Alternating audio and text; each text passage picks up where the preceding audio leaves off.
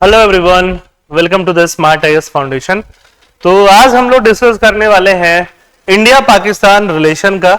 India Pakistan relation जब से पहलगाम में टेररिस्ट अटैक हुआ है तो इंडिया पाकिस्तान रिलेशन किस तरफ जा रहा है, इंडिया पाकिस्तान रिलेशन का डायरेक्शन किस तरफ घूम रहा है और इंडिया ने क्या क्या स्टेप्स लिए हैं against the Pakistan so that कि इंडिया आगे से पाकिस्तान के मंसूबों को थोड़ा कमजोर कर पाए और पाकिस्तान पे प्रेशर बना पाए कि टेररिज्म का जो रुख पाकिस्तान बार बार इख्तियार करता रहता है, जिसको हम प्रॉक्सी वॉर भी बोलते हैं, कि अगर डायरेक्ट कन्फ्रंटेशन में वो लोग जीत नहीं पाए, चाहे वो 1965 की वार हो, चाहे वो 1971 की वार हो, चाहे वो कारगिल वाली वॉर हो, तो अब उन लोगों ने जो रुख अख्तियार किया हुआ है वो किस चीज का, प्रॉक्सी वॉर का।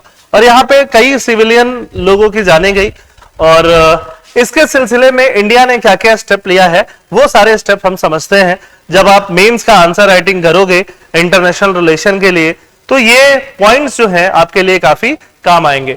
तो एक एक करके हम ये सारे पॉइंट समझते जाते हैं। अटैक के बारे में तो आपको ऑलरेडी पता चली गया है कि अटैक में 26 पीपल या उससे ज्यादा भी लोग मारे गए।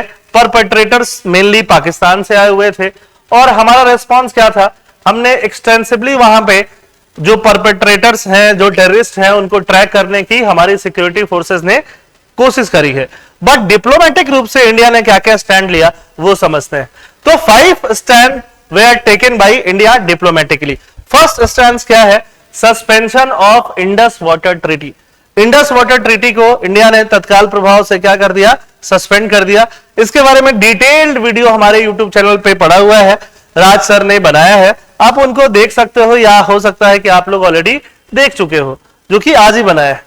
तो ये पहला स्टेप क्या हो गया, suspension of Indus water treaty, जो 1960 का हिस्टोरिक एग्रीमेंट था। तो इसके बारे में मैं ज्यादा डिस्कस नहीं करने वाला हूं क्योंकि आप ऑलरेडी देख चुके हो।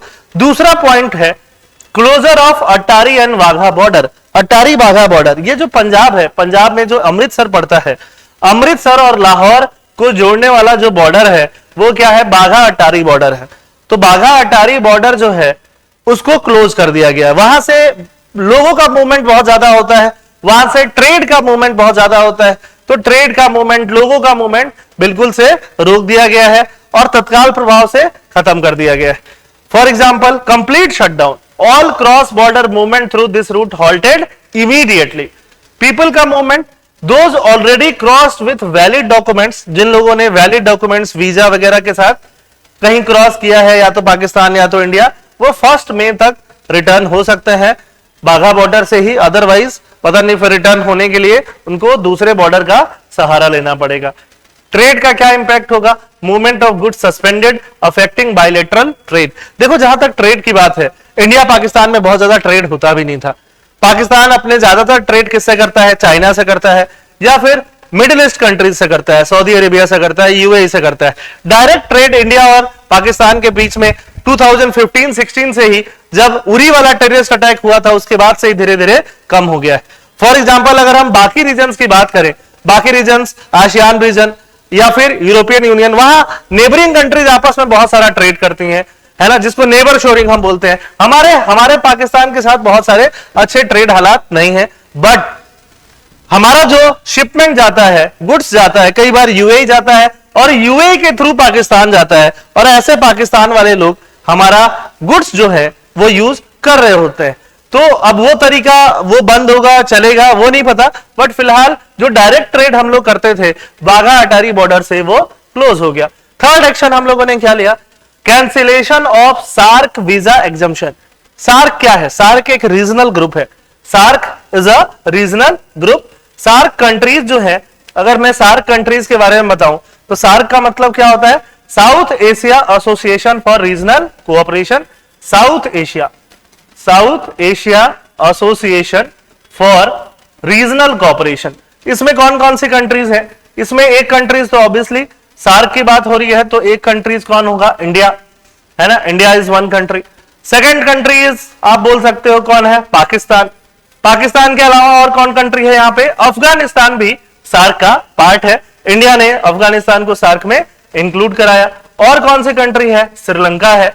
यहां पे एक कंट्री है जिसका नाम क्या है, मालदीव्स। वो भी सार्क की पार्ट है, यहाँ पे बांग्लादेश वो भी सार्क की पार्ट है, यहाँ पे नेपाल वो भी सार्क की पार्ट है, और यहाँ पे भूटान वो भी सार्क की पार्ट है। तो ये सारे कंट्रीज जो हैं पूरे वर्ल्ड में, एशिया में, साउथ एशिया में आते हैं। अगर आप वर्ल्ड मैप बनाओगे तो वर्ल्ड मैप में ऊपर की तरफ नॉर्थ और नीचे की तरफ साउथ, तो एशिया में भी नीचे की तरफ आते हैं ये सारे कंट्रीज, और इन सब कंट्रीज का एक ग्रुप है जिसको हम बोलते हैं सार्क। तो सार्क का जो वीजा है, सार्क ग्रुप ने आपस में जो वीजा को लेकर के रेगुलेशन तय किए हैं, उसके हिसाब से बहुत सारा एक दूसरे कंट्रीज में एग्जम्पशंस है। तो वो एग्जम्पशंस को पाकिस्तान के लिए क्या कर दिया गया, कैंसिल कर दिया गया है। All previously issued SAARC visa exemption scheme visa for Pakistani nationals deemed cancelled. तो ये एक तरह से क्या है, बहुत बड़ा डिप्लोमेटिक ब्लो है पाकिस्तान के ऊपर। Major setback to diplomatic exchange between the two nation, दो नेशन के बीच जो ऑलरेडी हालत रिलेशन खराब है वो और ज्यादा खराब होते जाएंगे, क्योंकि हम अच्छा होने की उम्मीद करते हैं तब तक पाकिस्तान एक टेरर अटैक करवा देता है। 48 आवर का डेडलाइन दिया गया है। Pakistani nationals currently in India under the scheme must leave with in 48 hours. 48 hours में जो भी सार्क वीजा वाले पाकिस्तानी नेशनल्स हैं उनको इंडिया छोड़ देना होगा। 48 आवर जिसमें से 24 आवर अभी कंप्लीट हो जाएगा।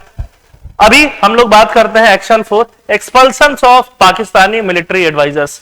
जो पाकिस्तान के मिलिट्री एडवाइजर हैं इंडिया में रहते हैं। इंडिया में कहां रहते हैं, एम्बेसीज होती हैं, एक कंट्री का दूसरी कंट्री में एम्बेसीज। यहां पे पाकिस्तान की एम्बेसी अगर इंडिया में है उसको हाई कमीशन बोलते हैं। क्या बोलते हैं, हाई कमीशन, है ना। और इंडिया की एम्बेसी पाकिस्तान में है उसको क्या बोलते हैं, हाई कमीशन बोलते हैं।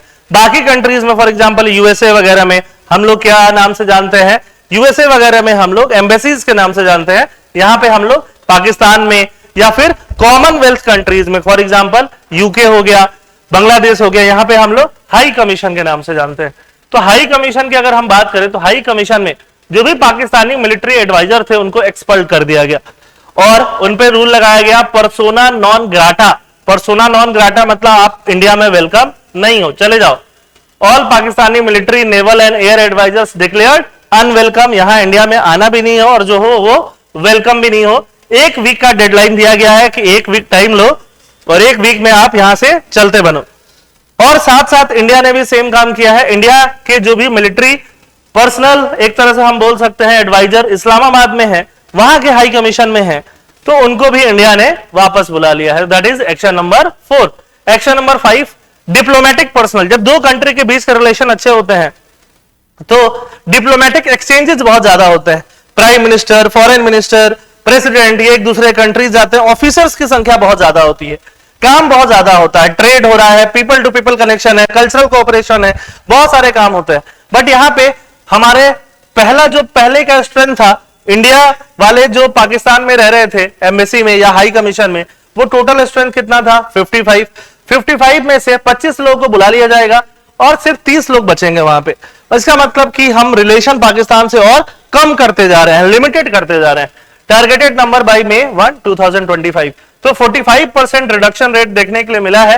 Percentage decrease in diplomatic presence, हमारा जो इंडियन हाई कमीशन है पाकिस्तान में 45% का रिडक्शन रेट, मतलब रिलेशन से अब कोई खास मतलब नहीं है।